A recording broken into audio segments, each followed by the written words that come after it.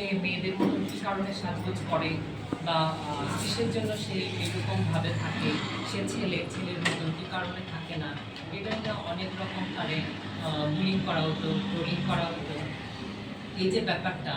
ওই দিন যখন তার বাবার সাথে সে বাজারে গেল, যাওয়ার ফেরার সময় সবাই আপনারা জানেন ঘটনাটা কী হয়েছে।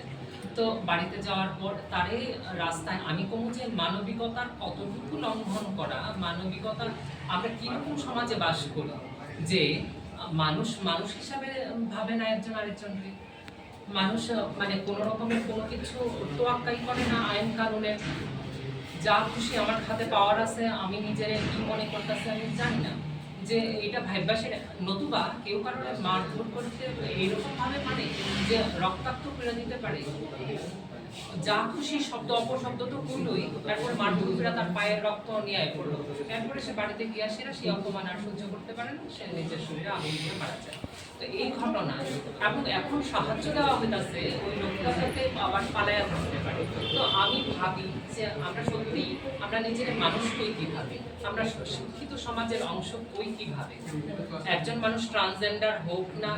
সে ছেলে হোক বা মেয়ে হোক, সে হিজড়া হোক, যা খুশি হোক, সে তার নিজের জীবন নিজের অনুযায়ী বাঁচার অধিকার আছে। আমরা এইরকম একটা দেশের বাসী, সেই দেশের বয়সীরও আমি এতই মানে নিজের কি মনে করি আমি বুঝতে পারলাম না। এখন আমরা চাই যেন